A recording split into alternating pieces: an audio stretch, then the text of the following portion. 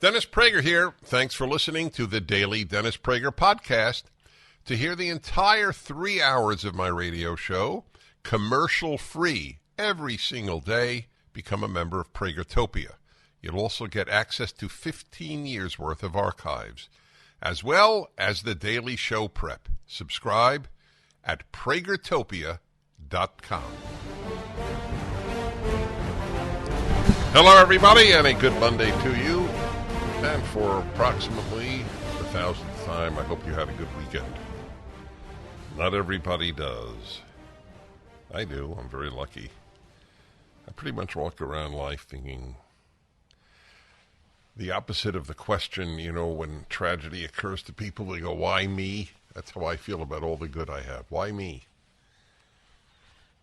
People never ask that when good things happen. They only ask that when bad things happen.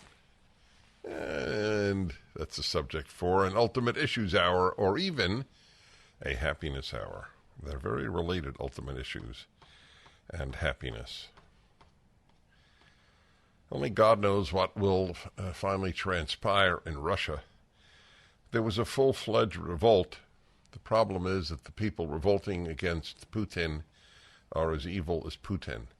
It's hard to say more evil, though the amount of sadism involved in this Wagner group is noted. Much of these mercenaries, and they do fight around the world, much of them, in the case of Ukraine, were simply prisoners who were allowed out.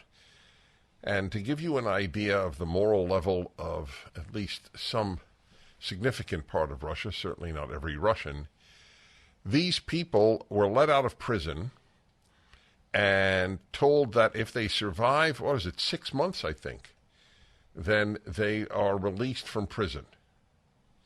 However, a vast number of them get killed. So that's your offer.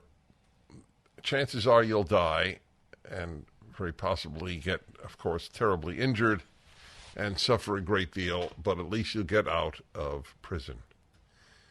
And if you leave, or if you try to leave before your 6 months, you'll be killed by the Russians. Did you know that? That was the deal? So, among other things, the cruelest, the Nazis did that. They let prisoners out. Some of them were the ones who manned the death camps, and they were known for their sadism.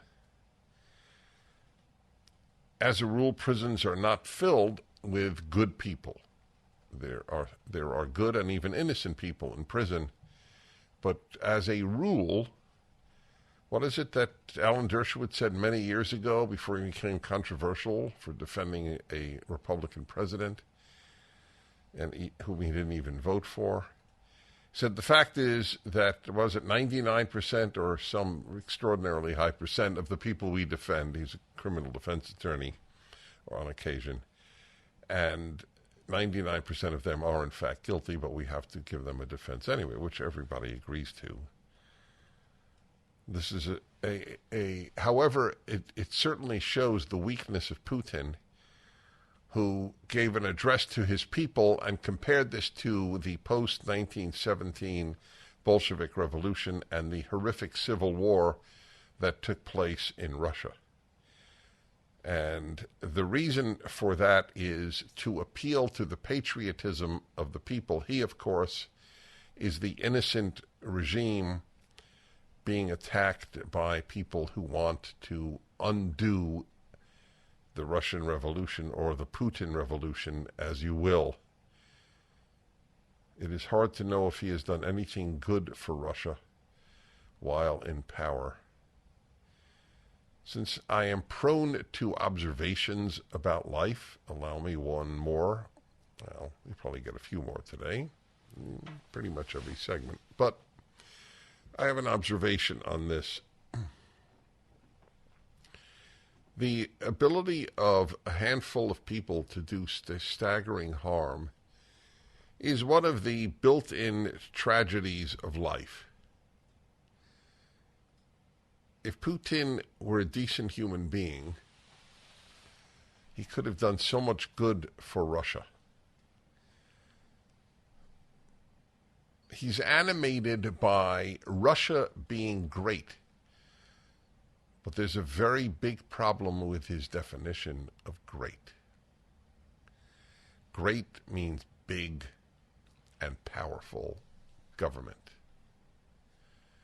A big country with a powerful government. It doesn't mean morally great. That is not his aim for his country. This country, the United States, was founded to be a shining light, a beacon on a hill, and with all its bad occurrences, because it's composed of humans who are not basically good, as all humans are not basically good, there is no single more moronic idea than human nature is basically good. It is the number one idiocy, from which flows vast amount of evil. Because if you don't acknowledge the nature of the human, you can't make a good human. And the people who believe people are basically good tend not to make good humans. They tend to make big government because they trust people so much.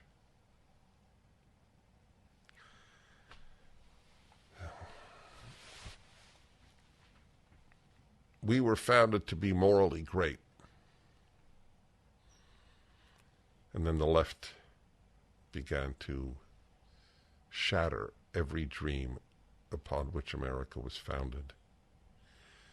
We were founded to be a beacon of light, of liberty to the world. We were a beacon of both. That is why so many people on earth wanted to move to America more than to any other country. That is why only a few years ago they marched in Hong Kong with American flags and no other foreign flag. America represented for all of our history until the left took over, until now. It represented freedom. I wrote a very depressing piece in my column from Europe 2 weeks ago about how much, in some ways, more comfortable I felt in Europe. An idea that I never imagined I would ever write in my, 20 trips to Europe. How many? I don't know. Some very large number. I studied in Europe for a year. This was the beacon of light. And now we arrest the head of the opposition. And the New York Times and the leading prestigious left-wing media like it defend this. Every government whose press shilled for it defended the government arresting opposition leaders. That's nothing new. What is new is that it happened in the United States of America. When America becomes less of itself, chaos will begin to reign on earth. When I asked one of the leading historians in the world, what is Neil's last name? Ferguson. Neil Ferguson. I had no idea what he would answer. I often anticipate an answer from someone I'm interviewing. I didn't know. Do you believe that Putin would have invaded if Donald Trump were the president? Without hesitating, all he said was, no. I agree with that.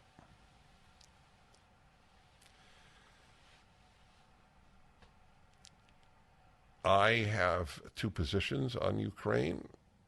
One is to have imagined the United States watching as Russia invaded Ukraine is to imagine an America that I never imagined. At the same time, if the United States under Joe Biden has played any role in squashing chances for peace,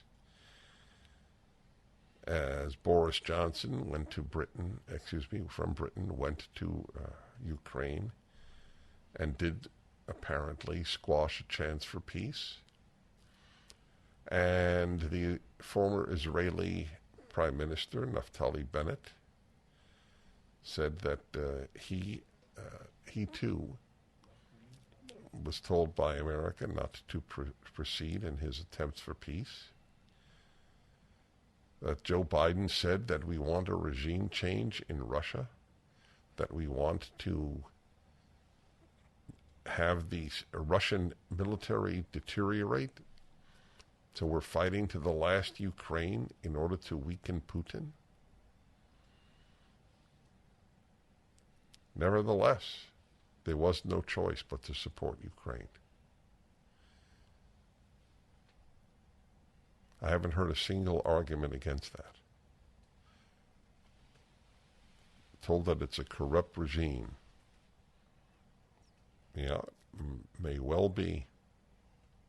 So is ours. Not a particularly effective argument today. The Korean regime was corrupt. We fought the Korean War and 37,000 Americans died fighting for a corrupt regime. Were we wrong? Hi, folks. I'm delighted to announce my next listener cruise with the good people, quality people at Coastline Travel. England, Iceland, Greenland. Yes, Greenland. June 24 to July 5th, 2024. We'll be sailing on the Regent Seven Seas, one of the most beautiful, luxurious ships I have ever seen. The Seven Seas Splendor with white glove service, spacious rooms, superb cuisine. Regent is a 5-star luxury line and all-inclusive. That means business class airfare included. One-night pre-hotel in London, shore excursions, unlimited beverages, gratuities, and of course special events with me, all covered in the cost. We'll visit spectacular places in Iceland, a port in Scotland, the Faroe Islands, and 3 ports in Greenland. But the best reason to travel is the fellow listeners you'll meet on my trip. They always sell out fast. Click the banner at DennisPrager.com or email PragerListeners@Coastline Travel. Again, the banner on my website, or send an email to PragerListeners@CoastlineTravel.com. Hi, everybody. There is so much to talk about, including all the LGBT parades, which I'll talk about in the course of the show. Some of them, let's see, what did I see? Seattle, Chicago, New York, where had a group of men naked, bicycling naked in front of little children. Any parent who took their little child there deserve to have their child see naked men. I tell you, I admit it. It has been a difficult emotional roller coaster for me to realize how many fools there are in my beloved America, including and especially parents doing spectacularly awful things to their children. That's where you want to take your child? See naked men? And worse than that, as I will play for you later, an audio about people chanting, I think it was at the New York parade. Yeah. We're here to take your children. Was that what it is? Yeah. Yeah. We're queer, we're here, and what's the rest? We're queer, we're here. We're here to take your children. The only thing I can say is it's honest. What does it mean, take your children? We would like your children to be one of us in some way, either L or G or B or T or Q or I or A or 2S. That's the new one, Two-Spirit. Anyway, I'll get to that, as I will much else. The Mayo Clinic, I didn't know this is reported today in Just the News, which is a good site. The Mayo Clinic receives $440 million from the National Institutes of Health. Okay, I just thought I would note that as a preface, as the article does, to the following. The Rochester, Minnesota-based nonprofit academic medical center's concern is about a professor of anesthesiology who studies exercise physiology and whose research lab has been, quote, continuously funded by the NIH since 1993. Its College of Medicine and Science gave the professor, Michael Joyner, a 1-week unpaid suspension and preemptively denied him future salary increases for talking to the media about a disfavored COVID-19 treatment and the inherent athletic advantage of males over females regardless of cross-sex hormones, according to its March 5th disciplinary letter. Get that?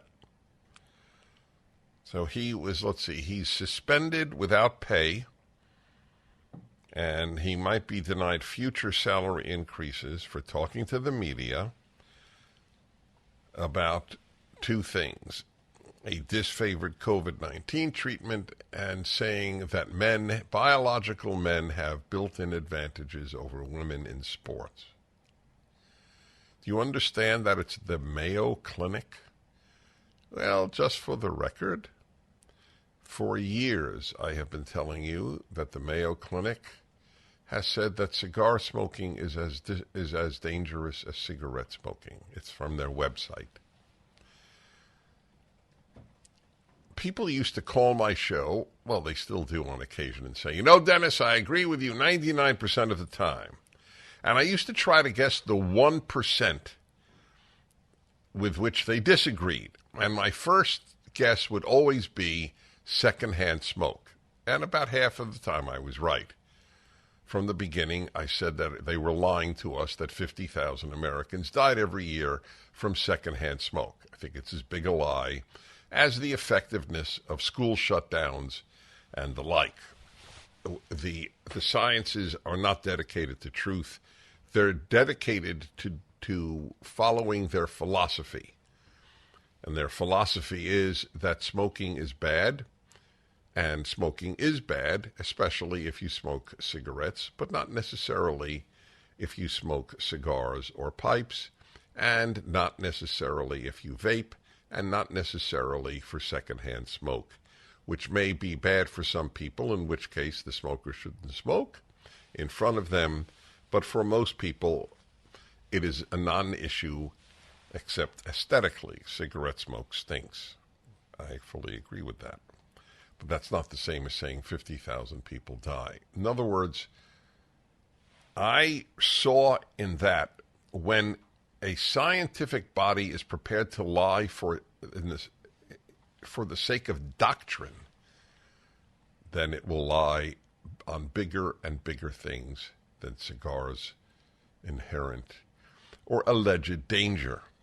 And so, indeed, if they have really suspended a doctor at Mayo for saying that men have an inherent biological disadvantage over women, then it is clear Mayo is no longer run by people devoted to science, but they are devoted to being cowards and giving in to the woke, especially probably among their young female employees. Joyner will be fired if he does not, quote, discuss approved topics only and stick to prescribed messaging, this is their language, and eliminate use of idiomatic language. Ooh, what is idiomatic language? Do you know? That has earned the organization's brand and reputation, that has harmed it. Ooh. I told you, I didn't even, you see, I just got this. I knew the gist of the column, but I didn't know the details. And I was right. It's cowardice. We don't want a bad name. So you have to toe the line, doctor. Do you understand the idea that doctors towing the line could be one of the most anti-progress ideas in the history of science? Galileo had to toe the line. What is the difference between Mayo and Dr. Joyner and the church and Galileo? I'd like to know the difference. I would. A wide range of academic freedom groups have warned the private institution that it's violating its own academic freedom promises, endangering the Mayo Clinic's reputation. UK's Daily Mail jokingly called it the Mao Clinic, and Daily Mail is not right-wing. Wow. What's left, my friends? What's left to respect in America?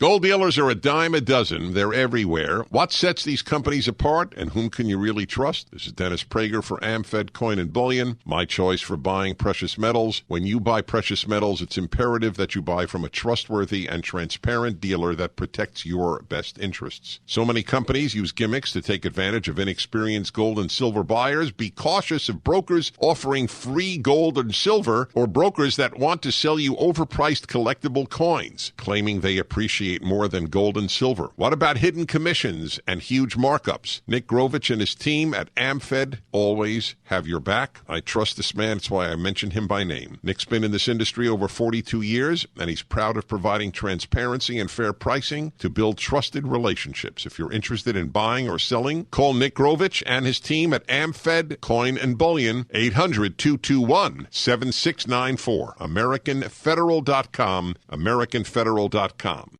Come on, pretty baby, won't you talk with me? Come on, pretty baby, give me one more chance. Try to save our romance, slow down. Baby, now you're moving way too fast. You gotta give me little lovin', ow, if you want our love to last. This is pretty serious stuff, what the Mayo Clinic is doing to one of its professors. NIH committed bureaucratic rope-a-dope with its wet blanket refusal to recommend convalescent plasma to immune-suppressed COVID patients. That's what the doctor there said, which would make it more widely available. Joyner told CNN in January he was the principal investigator for a federally funded study of the treatment. A year ago, he told the New York Times in a profile of biologically male transgender swimmer Leah Thomas that testosterone is the 800-pound gorilla that gives males an advantage over females, starting in the womb, but especially after puberty. The metaphor offended Rochester Pride chairperson Jennifer Winter. You know, I say every day that truth is not a left-wing value. Nobody proves it more than the LGBT heads. By the way, I will talk about the Human Rights Campaign, I think the leading LGBT advocacy group. They put out a big statement about how many transgender have been killed. I looked up every single one of their examples. Not a single one was killed that I could see because they were transgender. Isn't that a gigantic lie then? So does the Human Rights Campaign lie? No. The thought of an LGBT activist group lying, it's inconceivable. Their first commitment is to truth, as we all know. Like the truth that there's no advantage to being a male. Why then have women's sports? I would like them to answer that question. The metaphor offended Rochester Pride chairperson Jennifer Winter, who tweeted at Joyner, quote, "Were you intentionally trying to be transphobic by invoking imagery of a giant gorilla when talking about trans women in sports?" Oh, my God. So the guy used the metaphor of an 800-pound gorilla, and this is what the LGBT chairman in Rochester, Minnesota tweeted. Wow, were you being transphobic in using the term 800-pound gorilla? Let me try to unravel that. Are people who don't believe you can change sex, let alone that you don't have inherent advantages if you're biologically male in competing against women, do they regard these people as 800-pound gorillas?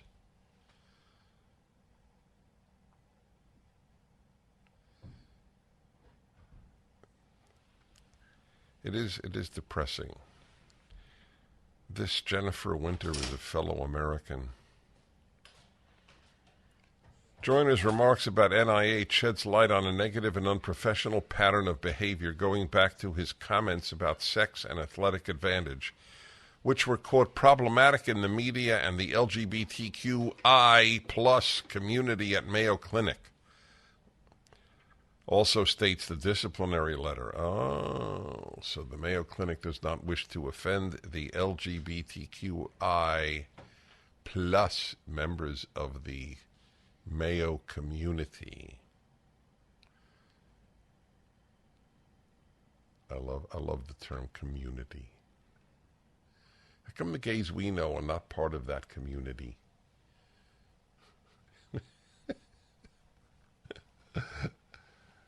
Oh, wow. It also states the disciplinary letter referring to his November meeting with the Personnel Executive Committee. Ooh. Did they have a Personnel Executive Committee 50 years ago at Mayo Clinic? About your use of language viewed as inflammatory in this context. So do you understand the Mayo Clinic is disciplining one of its doctors for saying that men have an inherent advantage over women in sports? Do you realize the level to which the Mayo Clinic has sunk? To which nearly all medical institutions have sunk?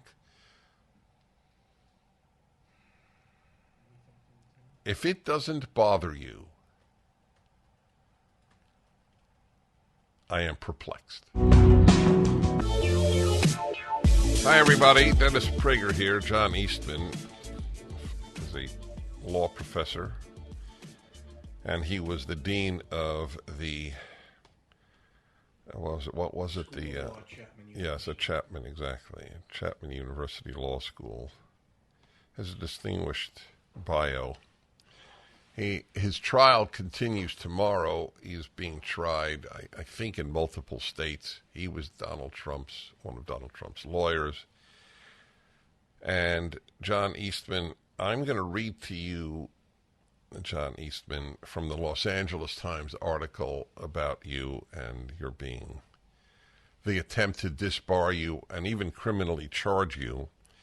So I think the best thing is to answer what they write. The State Bar accuses John Eastman of ethics violations for attempting, quote, to obstruct the electoral count on January 6th, unquote, by pressuring Pence to reject electors, promoting the claim that electoral cheating cost Trump the election, drumming up slates of bogus electors, and fueling the mob with falsehoods.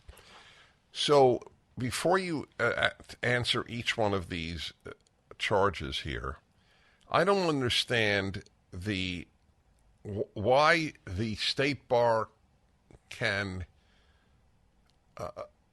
try to disbar someone for, quote, promoting claims that electoral cheating cost Trump the election. Are they claiming a lawyer cannot say that?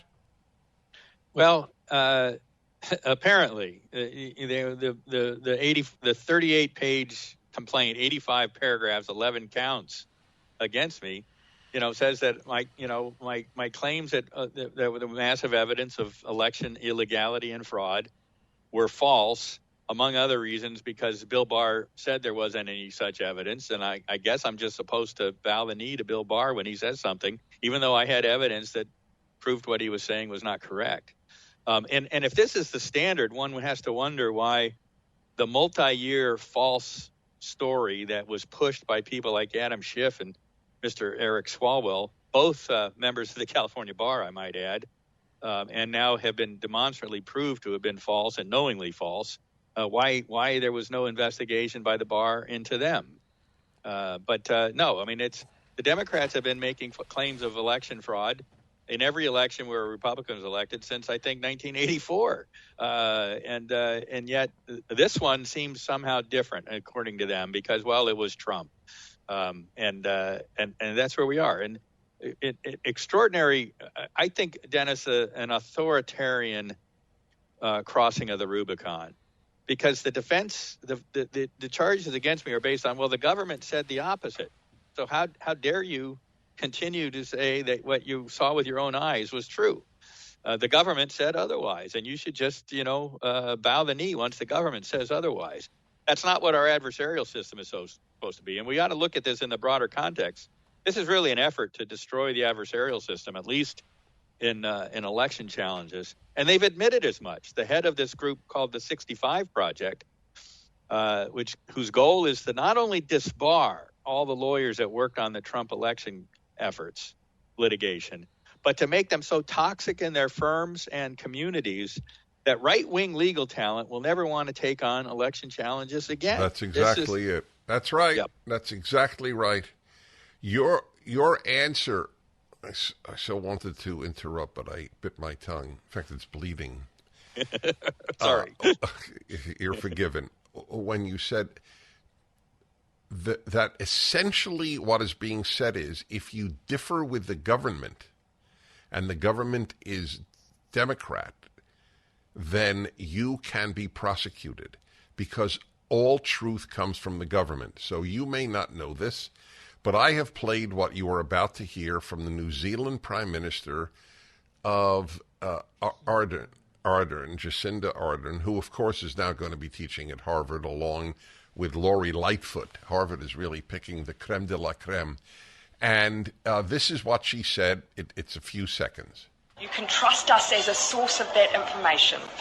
You can also trust the Director General of Health and the Ministry of Health. covid19.govt.nz. Otherwise, dismiss anything else. We will continue to be your single source of truth. We will provide information frequently.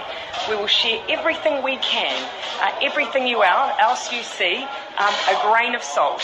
And when you see those messages, remember that unless you hear it from us, it is not the truth. That is it. So that is the left wing all over the world, all over, since Vladimir Lenin. If you do not hear it from us, it is not the truth. That is the case with you. Your lawyers should hear that and understand that the left's prosecution of you and persecution of you is part of their framework. You differed with the state. So let's go through the other charges in this LA Times article. So that was that you are not allowed to say that you believe that there was cheating in the last election. Next, pressuring Pence to reject electors. Please respond to that. Well, of course, their own witness, Greg Jacob, admitted that in my meeting with Pence, I did not urge him to reject electors. I urged him to delay because hundreds of state legislators had said our elections were improperly certified, and we'd like some time now that we're back in session to deal with that. So delay rather than reject. But more importantly, last I checked, it's still part of the First Amendment, the right to petition the government for redress of grievances.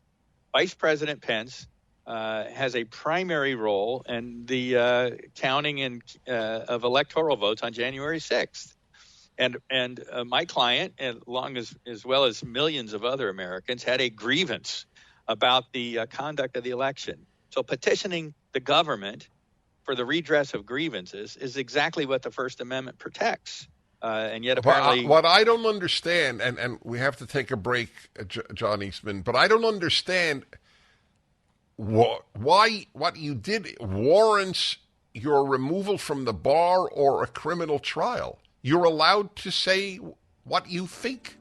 Back in a moment with John Eastman. Just when you thought it couldn't get any better, Mike Lindell with MyPillow is launching the MyPillow 2.0. When Mike invented MyPillow, it had everything you could ever want in a pillow. Now, nearly 20 years later, he discovered a new technology that makes it even better. The MyPillow 2.0 has the patented adjustable fill of the original MyPillow, and now with a brand new fabric that is made with a temperature-regulating thread. The MyPillow 2.0 is the softest, smoothest, and coolest pillow you'll ever own. For my listeners, the MyPillow 2.0 is buy one, get one free offer with promo code Prager.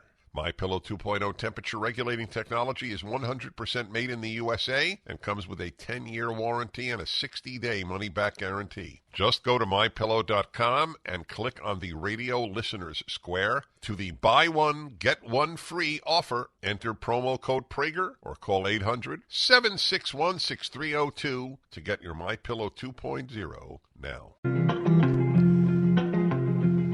My friends, even if you differ with everything John Eastman stands for and everything that Donald Trump stands for, the fact that a lawyer is on trial in the United States of America may lose his ability to to practice law, former dean of a law school, because you don't agree with his politics. This is the stuff of countries that arrest opposition leaders. Oh, we do that too. I forgot about that.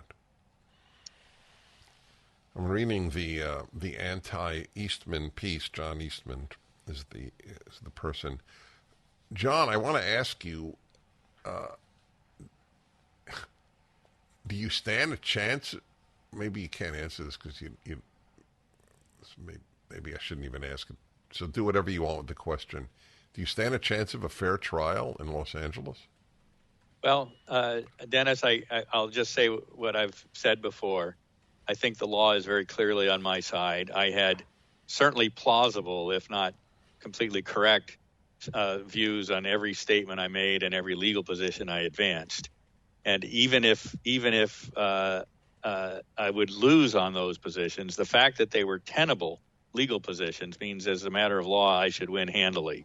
And I'll leave it at that. One hopes that the law is faithfully applied.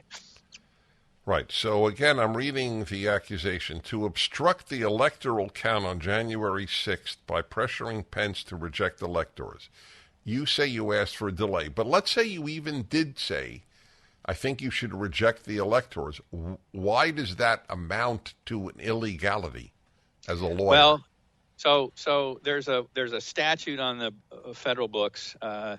I call it the old mob witness intimidation statute. If you intimidate a witness, threaten to kill them to prevent them from testifying, it's a pretty serious felony. And after the Enron scandal, they added to it, or if you destroy documents in order to avoid prosecution, you can also be charged with that felony. And then it says, or otherwise attempt to obstruct the government proceeding.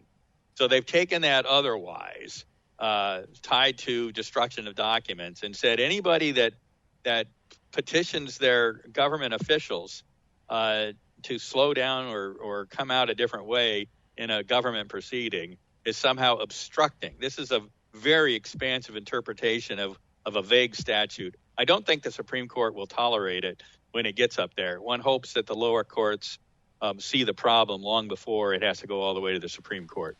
Well, I see it. Well, Yeah. I'm going to stay in touch with you, and I wish you good luck starting tomorrow with the trial. Yeah. Let me tell people I've posted the link. They're live streaming the trial, so people can watch. It begins at 10 a.m. Pacific time, Tuesday through Friday. They can watch, and the link is posted at my Legal Defense Fund site at givesendgo.com/Eastman. Okay. People can go there and see the link. Thank you. And help if they want or send prayers, whatever I want we them need to. them. Yeah, very good.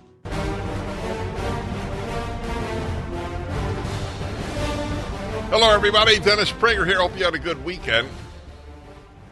LGBT Pride Parade weekend. As a general rule, I would say that the left has hurt gays and transgender and lesbians and bisexuals and queers and what is the I? I always forget what the I stands for. Intersex. There's a lot of those. It's a big group. Intersex. Plus. People who only had goodwill toward sexual minorities, and that was the general American belief. There are exceptions, obviously. Live and let live has been, or was, a basic American tenet. But now the left has really revealed itself. What it does, it goes from please tolerate and treat decently your fellow citizen who, for example, may be gay. The vast majority of Americans accept that as a given. And it has been transformed by the transgender movement.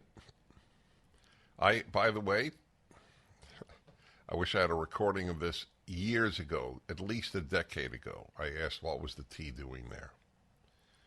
I didn't understand any link between gay and transgender. And there isn't. It's sort of the transgender movement, the movement to destroy the notion that there were men and women. It has piggybacked on the goodwill of the L's and the G's. I was never quite certain why the B's were in there either, because the claim for the L and the G is that they have no choice. This is the way they're made, which in many cases, especially with the G's, with male homosexuals, it is accurate. And it doesn't mean that it is genetic, but I think that right-wing religious people who deny that, at least with gay men, it is built in that very few people, if any, choose, and very few men can choose, let alone do choose, not to be attracted to a woman. So it's very liberating. The truth shall set you free, and right-wing people need to know that as much as left-wing, although the amount of lying on the left dwarfs all other lying in the country. What they're doing is engendering ill will, though. The Human Rights Campaign, all of these left-wing groups, I think the ADL actually increases anti-Semitism more than it decreases anti-Semitism. I think that the Human Rights Campaign increases distrust of LGBTQIA people rather than increase respect. These activist groups, taken over by the left, actually harm the people in whose names they speak. Feminism has been dealt a severe blow to its moral authority by not protecting women against so-called trans women who compete against them in sports. They have taken the side of the men, not the women. So that's what happened yesterday. If you look at the videos of the parades, an LGBTQIA person with decent values could not have been proud of the Pride Parade in his or her or their or their city. Here's a video. This was from the Daily Mail, and just of a group of participants in the LGBTQIA plus Pride Parade in New York City yesterday.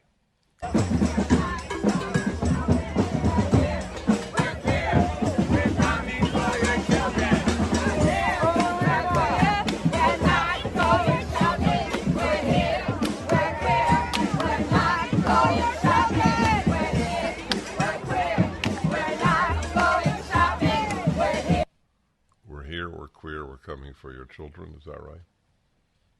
That the wording that people just heard? To the best of my knowledge. We're here, we're queer, we're coming for your children.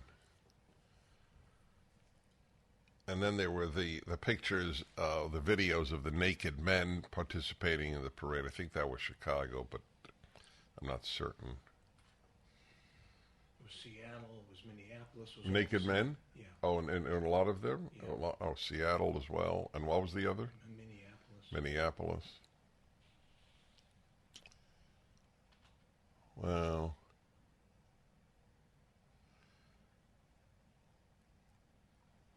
I'm quiet because I'm trying to put clearly what I'm thinking. What type of human being wants to go naked in public, and I'm not talking about participants in nudist colonies or women on optional-only beaches where it's known and you can keep your kid away. But, I mean, to be in a parade and be a naked man and children are watching, of course, why a parent would take a child to that parade, I can only say I feel bad for the child. You have to understand how fragile civilization is. It's so hard to build civilization. Human nature is so destructive of civilization. It so rebels against rules, except if it can impose them on others. But it so rebels against rules. You're telling me I have to be clothed? I reported to you years ago, the San Francisco City Council, by a vote, I think it was 9 to 8, decided to keep its laws against public nudity. And it was on the grounds of health, that a naked person may sit on a park bench and transmit some sort of disease. Which means that eventually, well, in San Francisco, the city is so deteriorated. I'll report about that later as well. There was an article on how much theft is taking place in San Francisco. It's mind-boggling. If you don't understand the fragility of civilization and how hard it is to protect it, you are part of the problem. The human instinct is to steal. That's why there's a commandment, do not steal. There are only commandments against things that people would do and did do and do. And that is the reason we need the law to prohibit it. Right? There is no law, do not choke thyself. Because people do not choke themselves. And therefore you don't need a law against it. We need laws against things that we have a natural tendency, like murder and adultery and theft. That is a natural part of human nature. Except for those of you who went to university and were taught the idiocy that human nature is basically good. The Rousseau idiocy. Well, these things, that's why I have an Ultimate Issues Hour. These things emanate from cockamamie ideas. I was reading to you about the Mayo Clinic, one of the most prestigious medical institutions in the country, but it has been taken over by the left, and therefore it is a troubling place. They have dismissed, suspended, to be precise, without pay, a doctor who said that men have a biological advantage over women in sports. It's an anesthesiologist there. What he said was, testosterone is the 800-pound gorilla that gives male an advantage over females, starting in the womb, but especially after poverty. Ah, the metaphor. Remember when I first read this, I didn't know what the hell they were talking about. What metaphor? 800-pound gorilla. Offended Rochester Pride chairperson. You have to understand, there's so little that is problematic.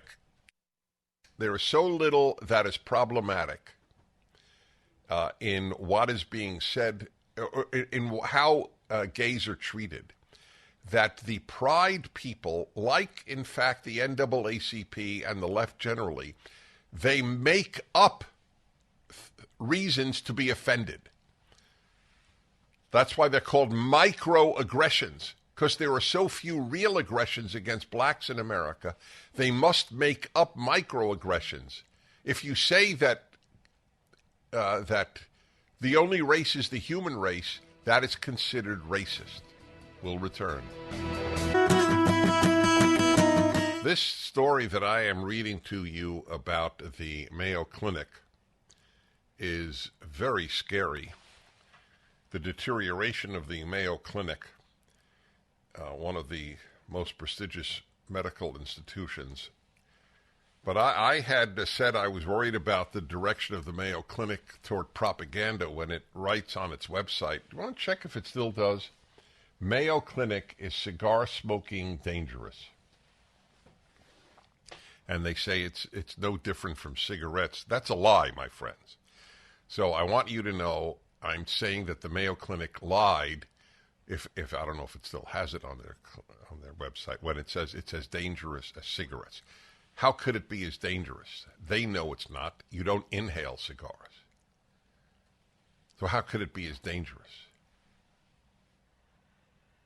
But they believe you're allowed to lie for what they perceive as the greater good. That's now this is actually incredible. One of its doctors said that the 800-pound gorilla on the issue of the transgender, that's the term he used, is that men have testosterone, and it's the big issue, gives them massive advantages, and so on. And they are attacking him for using the term 800-pound gorilla. The metaphor offended Rochester, Minnesota Pride chairperson Jennifer Winter. Were you intentionally trying to be transphobic by invoking imagery of a giant gorilla when talking about trans women in sports? These people are vile. They're just vile.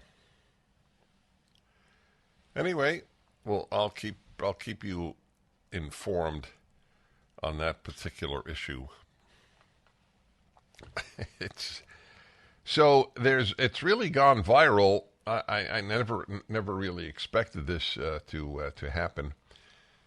It's gone viral that the woman in charge of the center at Arizona State University invited Charlie Kirk and me, among others, to appear at a health, wealth, and happiness seminar.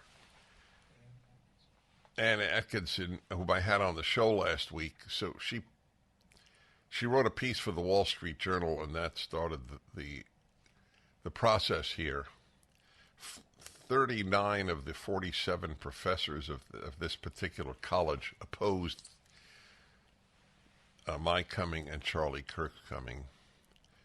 I am going to do something with you, which I'm thinking of writing up, and I'm going to go public with this. It doesn't bother me that professors say I'm a hate monger. I'm a hater, not hate monger, hater. It doesn't bother me because I expect so little from left-wing professors. They lie because they're left-wing. Truth is not a left-wing value. I will document for you what the charges are. They wrote an open letter protesting the fact that Charlie and I were appearing. So, for example, they used the example that I said that it's a shame we can't use the N-word, like I believe it's a good idea to use the N-word. So they got a link from Media Matters. Media Matters is like the 39 professors. It's a lying organization. What it does is take people's comments completely out of context, distorts them, and then the left uses those, like the professors. The professors never read one column I wrote. Every quote they cited that I saw was from Media Matters, which monitors all of my shows, which, by the way, I think about on occasion. How does somebody watch this or listen to this on a daily basis and still be proud to be a leftist? It shows you how weak the conscience is. As another topic that I have talked about a number of times. You at Media Matters, you contribute to the deterioration of the greatest country ever made. All you do is bad. That you delude yourself into doing good makes you part of the very, very large cohort of human beings who have done evil and thought they were doing good. You are in a long line of people, from the communists to the fascists to Media Matters and the rest of the left. But it does give you employment, and it does enable you to sleep well at night. So that was an example of I remember that actually. So here is an interesting thing. I am going to tell you what I actually said. Dennis Prager, this is what they cited in protesting my coming to Arizona State. A link to Media Matters. Dennis Prager, quote, "It is idiotic that you cannot say the N-word." That is how Media Matters, which is a left-wing source of distortion for the left wing, headlined what I said on this show. I remember the context well, wherein I spoke about being able to say the word kike, which is the N-word about Jews, but you can't say the N-word even to condemn the use of the N-word, which I do, and I did. But you can, by the way, John McWhorter, who is a black linguist, wrote how foolish it is. The New York Times published the N-word, the whole word, in his article. Did you see that? Yes. They actually use the word in quotes. The New York Times could use it, but I can't even say it's idiotic never to use it. You should never call a black person that word. That's bad.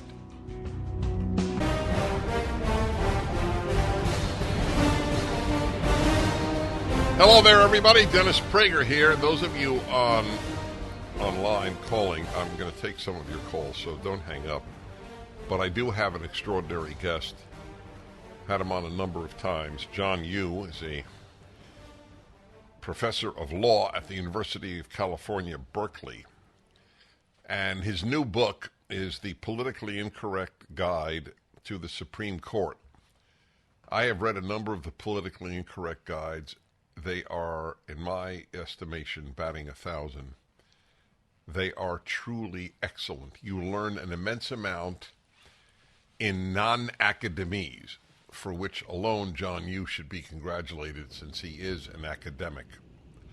And I said that, Professor, you would love. I just want you to know that. Calling somebody an academic these days is fraught with danger. Anyway, congratulations on the book. I absolutely, there's no question I'm going to be reading it. When did it come out, by the way? It comes out tomorrow, Dennis, and I really hope I don't bring the batting average down from 1,000. Oh, that's a tough standard to beat. That's you're a funny man. Okay, there is no danger. Okay, let me put it that way. If you had written a politically incorrect history of marbles, I would have had you on. I just that's how my regard for you. So going to the modern period, and then we'll go backwards. But I just want to bounce an idea off you. This is the great joy I have in having a talk show. I have people like you whom I could bounce any of my ideas off. I mean, how many people have that in life? It's a real gift given to me.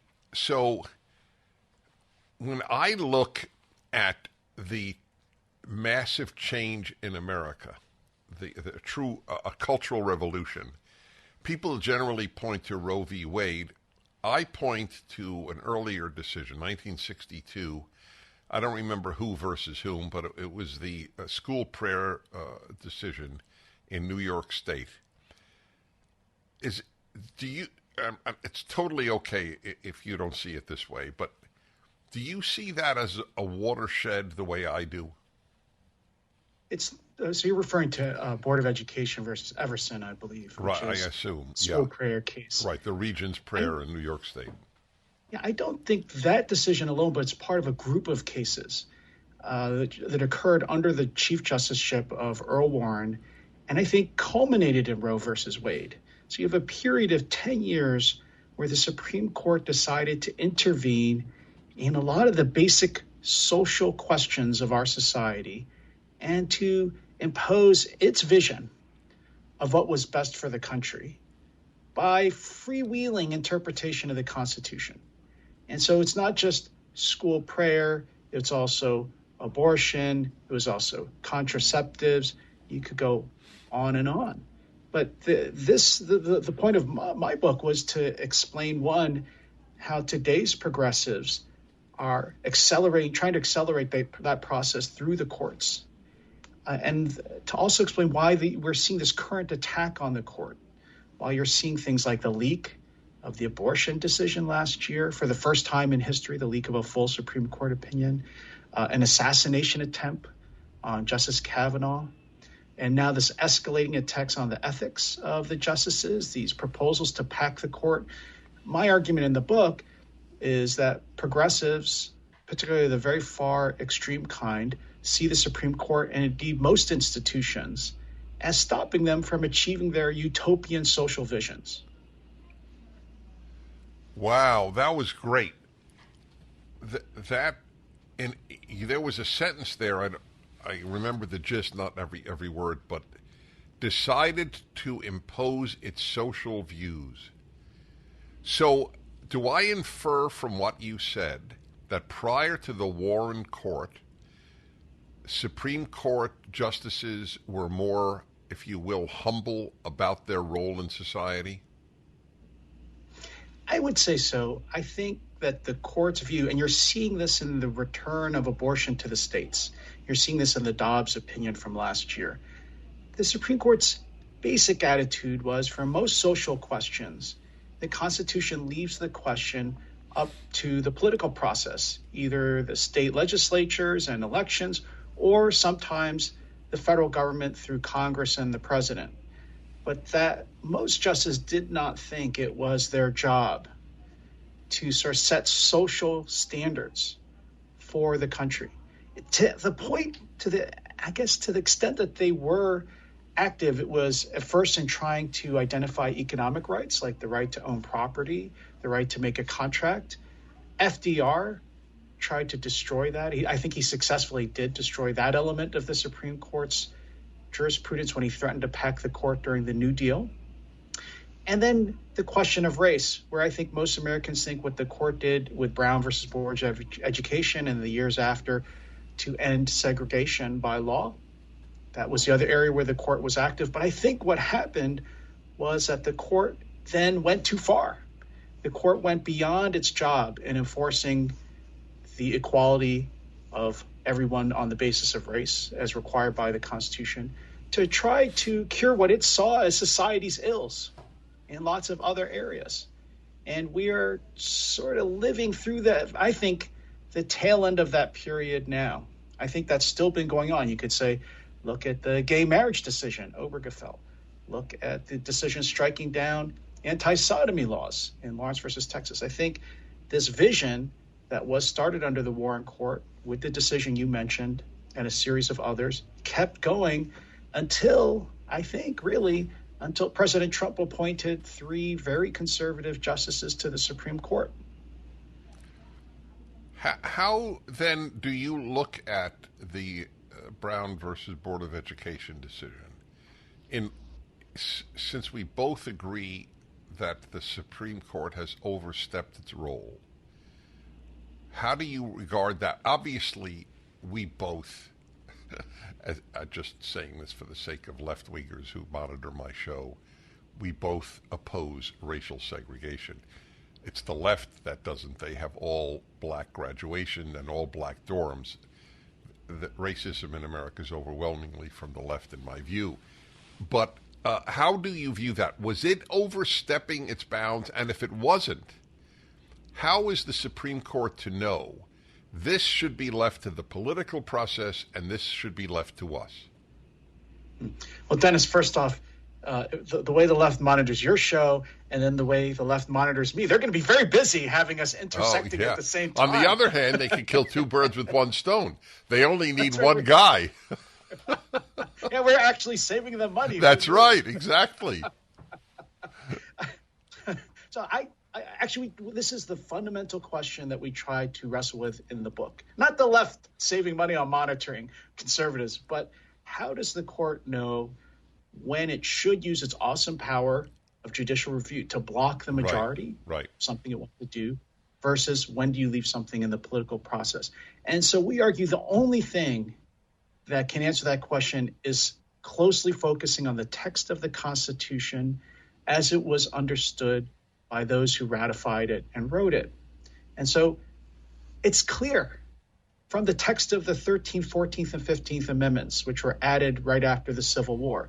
It's clear from the original understanding of the people who wrote those amendments that they wanted to end segregation based on race, that they wanted to end the ability of the government to treat people differently because of their skin color. That's what Civil War was all about, right? That was what ending slavery was all about. I think the mistake is to get from there to something like abortion or gay marriage, where there's no text in the Constitution that directly addresses those issues. There are vague phrases like due process and equal protection.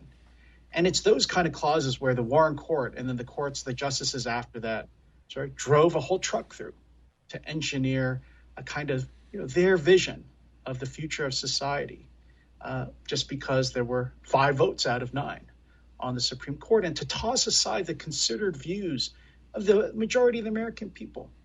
So I think actually even in the area of race, as you said, Dennis, when it comes to racism today, who wants to use race more?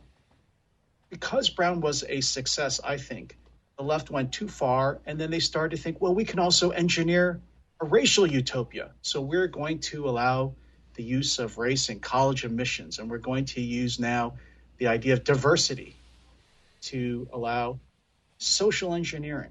My hope is that this week the Supreme Court will start to put an end to that. The Supreme Court allowed it, a case called Bakke, which allowed colleges and universities to use race, and has kept pushing aside efforts to get the court to overrule Bakke. But as you know, this week I think the Supreme Court hopefully will announce that Harvard and the University of North Carolina have been violating the Constitution by using race in admissions. And that might start to end, I hope, this racial diversity business where people are being treated differently today by the left because of their skin color. John, you, professor of law at Berkeley, and I tell you, this series is magnificent. You're really honored if you're asked to be an author in the Politically Incorrect Guide series. This one is to the Supreme Court. It comes out tomorrow. It is up at DennisPrager.com. So this is, again, the Politically Incorrect Guide of the Supreme Court. That decision, Roe v. Wade, was 7-2. So are you aware, I suspect you are, but if you're not, you'll get a kick out of this. Apparently, Dwight Eisenhower said that putting Warren on the court was the worst decision he had made. Yes, yes, I've heard that. There was always this talk. We talked a little bit about this in the book. There was allegedly a secret deal that Dwight Eisenhower, in order to get, Earl Warren was a very popular governor of California. So allegedly, there's no real proof of this, but allegedly Dwight Eisenhower might have offered Warren an appointment to the Supreme Court in order to get Warren to drop out and not run against Eisenhower for the Republican. Believe that Warren was a Republican to get Warren not to run against him for the presidential nomination. Holy crow. I can't believe it. Well, that doesn't speak well for Eisenhower to put a guy on the Supreme Court so as not to run against him. But we'll leave that in the realm of the... Donald Trump may be offering Ron DeSantis a new job soon. Oh, that's fascinating. John, you're a joy.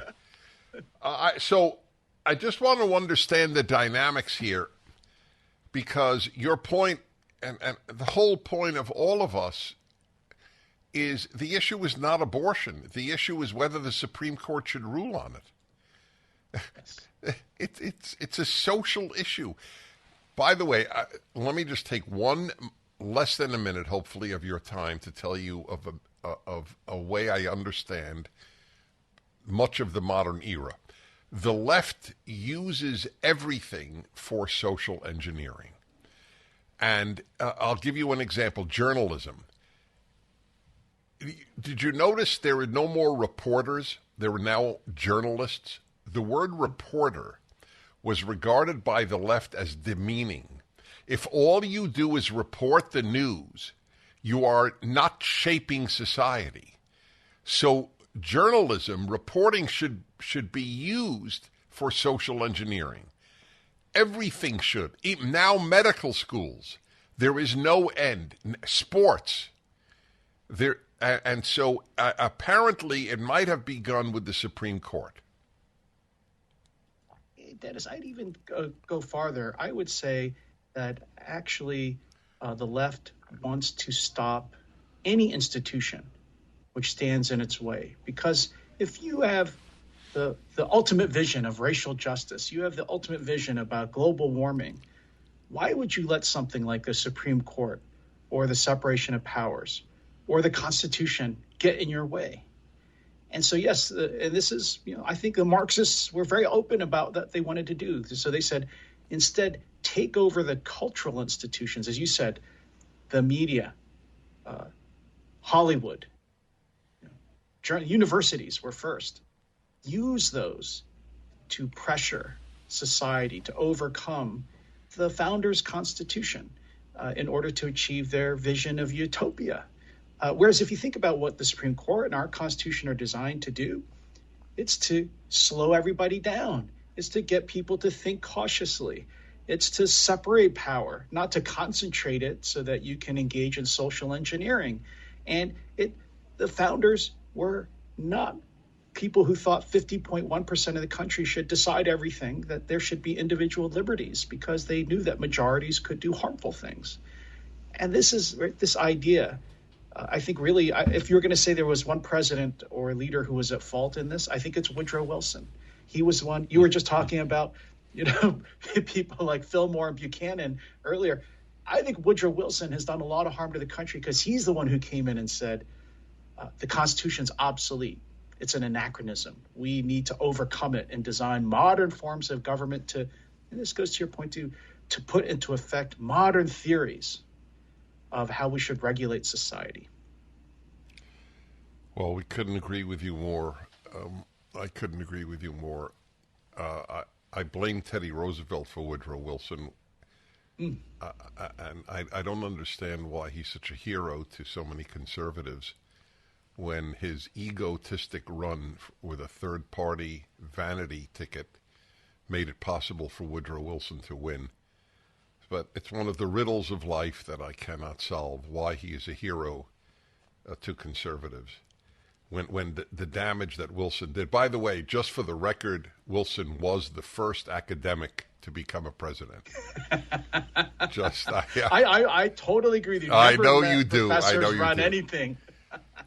Listen, I want to do a part 2 on this because I just want everybody, including myself, to learn so much about the Supreme Court. It's so important and so vast. Again, folks, it's the Politically Incorrect Guide to the Supreme Court. I just need to ask you a somewhat personal question. How isolated are you at Berkeley? Well, I actually like living amongst liberals. I have almost my whole life. And I find I've never really been in an environment where I've been surrounded by conservatives. So I'm used to it by now. I do have to say that I used to live in Berkeley for many years, and I moved across the bay to another part of San Francisco, which to me was moving to a more conservative place because Berkeley, the city, is really, really nuts.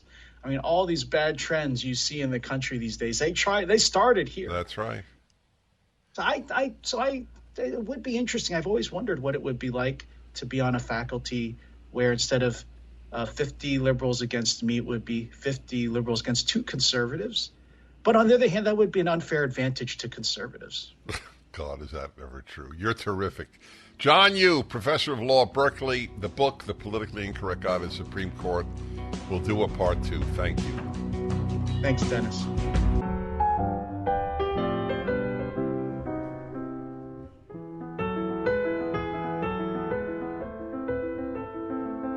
Hello, everybody.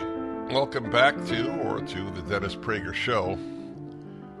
I asked some people to hang on because I've raised so many issues today and haven't taken any calls. Rochester, Minnesota, home of the Mayo, or now Mao, Clinic. Hello. Hey, Mr. Prager. Thanks for taking my call. Hi. Basically, a while back ago, I heard about the Rochester Post paper talking about the doctor at the Mayo Clinic that you mentioned. And I wanted to just kind of let your audience know, and something that I don't think a lot of people know is that when you log in to the Mayo Clinic system, when you're a worker, one of the first things that pops up is basically a flag promoting transgender rights, gay rights, pride, and they're a 501(c)(3) nonprofit. C3, yeah.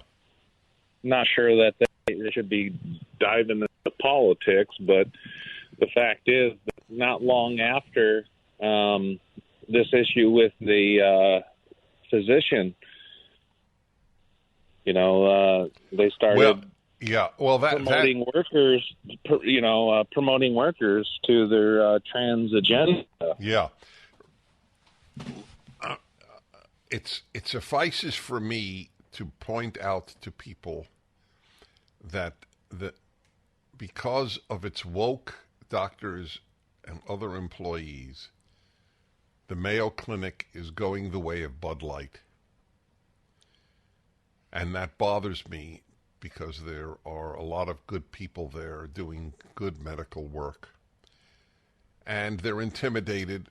As a doctor I well know in a hospital in Southern California who differs with everything his major academically affiliated hospital says on any of these issues, and knows he will lose his job if he speaks up. I spoke twice today about the ability of a handful of people to do spectacular harm. That is the case of the left. Most people do not believe in most of what the left believes. Conservatives believe nothing that they believe, and liberals don't believe in most of what they believe. The liberals vote for them. And very few people have the courage to lose their job. I'm not blaming them. I'm just saying a fact, citing a fact. But people listening in Minnesota should know that to a chunk of this country, as they become more and more aware of what's going on at the Mayo Clinic, will come to regard it as they do Bud Light. Well, a word to the wise is sufficient. Let's see, in Rye, New York, William, hello. Hello, Dennis. Thank you for taking my call. Mm-hmm. I want to begin by saying, your call screener sounds like an absolutely lovely person. Well, she fools a lot of people. Okay, well, she seemed very lovely to me. Anyway, you just mentioned something that you mention all the time, really, which is very important, that, a lot of people in this country are sickened by things like what the Mayo Clinic is doing. So thanks to you telling me about this, I decided to do something about it, and I think this is what more people need to do. I went on their website, and I sent them an email explaining my take on the Professor Joyner situation. I was respectful, but I was forceful. And I explained that they ought to be interested more in truth and health than in the narrative. And unless enough of us That's right. Bless you. make our voices known, That's correct. That's what we have to do. That's right. We have And to flood their emails. That's right. That is exactly right. You're a good man. Thank you. Dennis Prager here. Thanks for listening to the Daily Dennis Prager Podcast. To hear the entire 3 hours of my radio show, commercial-free, every single day, become a member of Pragertopia. You'll also get access to 15 years' worth of archives, as well as the daily show prep. Subscribe at pragertopia.com.